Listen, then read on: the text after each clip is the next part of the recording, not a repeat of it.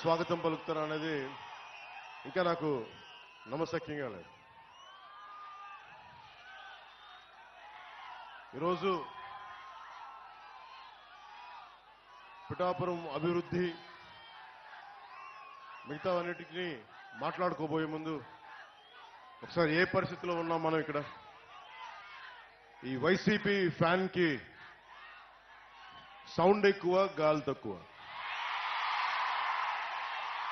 So sound ఎక్కువ, గాలి తక్కువ ప్రభుత్వం గురించి మాట్లాడుకోబోయే ముందు నేను ప్రత్యేకించి మన పిఠాపురం నేల యొక్క విశిష్టత, దీని ప్రాముఖ్యత, అలాంటి నేలకి పెద్దలు తెలుగుదేశం ఇన్ఛార్జ్ శ్రీ వర్మ గారు ముందుకొచ్చి బలమైన నాయకులైంది కూడా పొత్తు ధర్మం ప్రకారం ఆయన పోటీ నుంచి తప్పుకొని పొత్తు ధర్మంలో జనసేనని గెలిపించే బాధ్యత వారు తీసుకున్నందుకు ప్రత్యేకించి వర్మ గారికి నా హృదయపూర్వక ధన్యవాదాలు తెలుపుకుంటా ఉన్నాను. అలాగే బీజేపీ నాయకులు ఇన్ఛార్జ్ శ్రీ బుర్రా కృష్ణరాజు గారికి కూడా ప్రత్యేకించి నా హృదయపూర్వక ధన్యవాదాలు, నమస్కారాలు.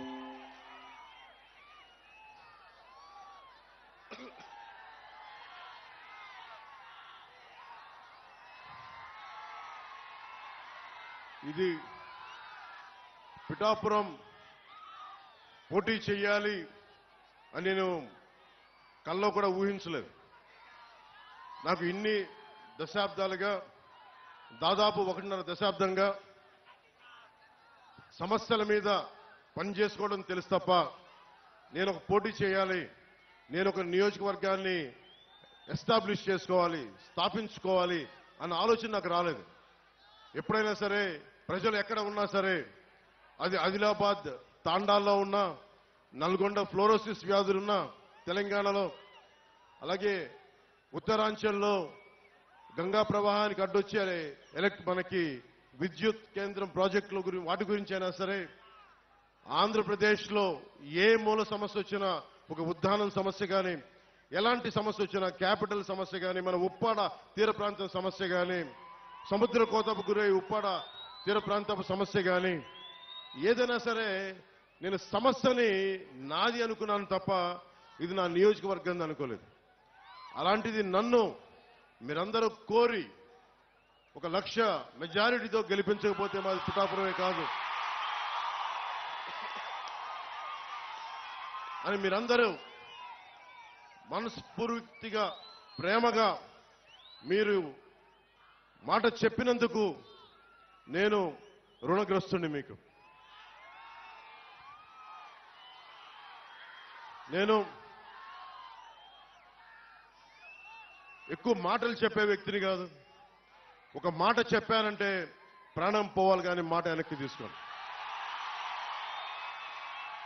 మీకు అందరికీ అనిపించవచ్చు, నువ్వు రాష్ట్ర స్థాయి మొత్తం తిరుగుతా, మా నియోజకవర్గం భవిష్యత్తులో నీ చేతుల్లో పెడతాం, నువ్వు ఎట్లా చేయగలవని మీ అందరికి కూడా ఎంత ప్రేమగా ఉన్నా కానీ ఒక మనసులో ఒక మాట ఉంది, భావన ఉండొచ్చు. దానికి ఒకటే సమాధానం చెప్తున్నా. పిఠాపురం నేను ఇప్పుడు దాకా ఏ ఒక్క ఊరిని కూడా నా స్వస్థలం చేసుకోలేదు. ఇది ఎందుకంటే మొత్తం సమాజం నా ప్రజలు అనుకున్నా, దేశం నా ప్రజలు అనుకున్నా, ఈ రాష్ట్రం అంతా నా ఊరు అనుకున్నాను, కానీ ప్రత్యేకించి ఒక్క ఊరిని నా స్వస్థలం అనుకోలేకపోయాను. శ్రీపాద శ్రీవల్లభుడు పుట్టిన ఊరు పాదగయ, అమ్మవారు వెలిసిన నేల ఇది, దక్షిణ కాశీగా పేరున్న నేల ఇది. అలాంటి ఆంధ్ర బాప్టిస్ట్ చర్చ్ అని చెప్పి 1905లో ఎస్టాబ్లిష్ అయిన చర్చి ఉంది ఇక్కడ. బంగారు పాపమ్మ దర్గా ఉన్నది. ఇవన్నీ అన్ని మతాల కలయిక, చాలా విశిష్టత ఉంది నేలకి. అలాంటి నేలకి శ్రీపాద శ్రీవల్లభుడు నా గురువు. నేను దత్తాత్రేయ గురు పరంపరలో నుంచి వచ్చాను. సినిమాలు కానీ, రాజకీయాలు కానీ నాకు ఏ కోసాన నాకు ఆసక్తి ఉన్నది కాదు. నా జీవితం ఇలా గడుపుతో తీసుకొచ్చింది. ఈ రోజున నా సినిమాల్లోకి పట్టుకొచ్చింది, రాజకీయాల్లోకి పట్టుకొచ్చింది.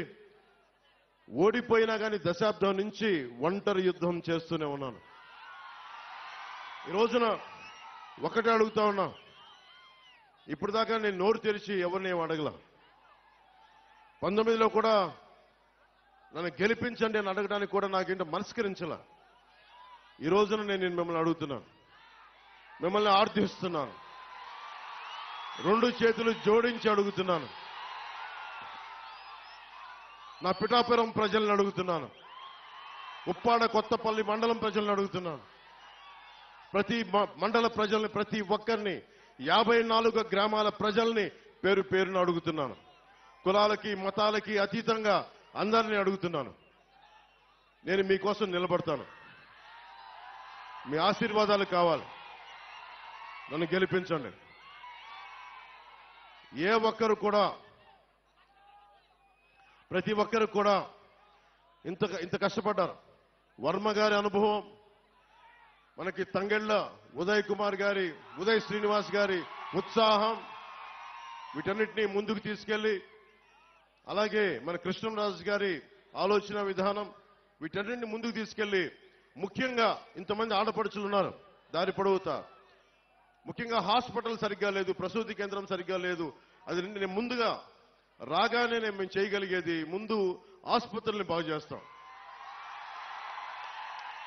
అంటే ఎక్కువసారి మల్టీ స్పెషాలిటీ హాస్పిటల్ తీసుకొచ్చేలాగా నేను అవసరమైతే నా స్నేహితులు, నా సన్నిహితులు చాలా మంది డాక్టర్లు ఉన్నారు, వాళ్ళ చేత హాస్పిటల్ ఇక్కడే పెట్టిస్తాం. ప్రభుత్వం పరంగా లేట్ అయినా కానీ ప్రత్యేకించి ఇక్కడ పెట్టిస్తాం. సో ఇవన్నీ భవిష్యత్తులో ఇంకొంచెం సమయంలో మాట్లాడుకుందాం కొంచెం డీటెయిల్గా. ప్రత్యేకించి పీఠాపురం నియోజకవర్గానికి నేను ఏం చేయదలుచుకున్నాను, దాదాపు 12 నుంచి 14 పాయింట్ల ఫార్ములా ఉంది. మన పట్టు రైతుల కోసం ఏం చేయాలి, మన రైతాంగం కోసం ఏం చేయాలి, మన ఉద్యాన రైతుల కోసం, మన ఉల్లి రైతుల కోసం ఏం చేయాలి, మిర్చి రైతుల కోసం ఏం చేయాలి, అలాగే మనకి పశువుల సంత కోసం ఈరోజు శిస్తు వసూలు చేస్తున్నారు కానీ దానికి ఏం చేయాలి, వీటన్నిటి మీద, అలాగే మన రైల్వే క్రాసింగ్స్ వీటికి కూడా ఓవర్ బ్రిడ్జ్ కావాలా, ఎలా చేయాలి, వీటి మీద కూడా నాకు ఆలోచన ఉంది. నాకు వీటన్నిటి గురించి మాట్లాడబోయే ముందు మీ దృష్టికి ఒకటే తీసుకొస్తున్నా, మీకు వైసీపీ ప్రభుత్వం కావాలా వద్దా అనేది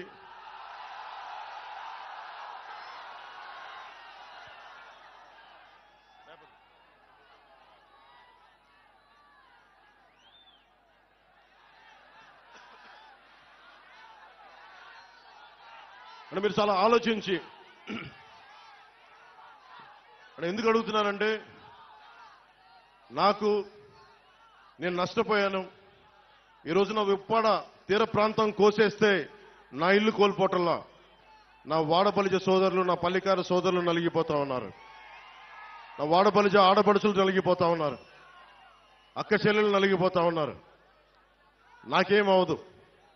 ఈ రోజున పట్టు రైతులు నలిగిపోతా ఉన్నారు, వెళ్ళి చిత్తూరులో అమ్ముకోవాల్సి వస్తుంది. అలాగే మిర్చి రైతులకి వాళ్ళకి మార్కెట్ కావాలి దాన్ని శుభ్రపరచుకోవడానికి.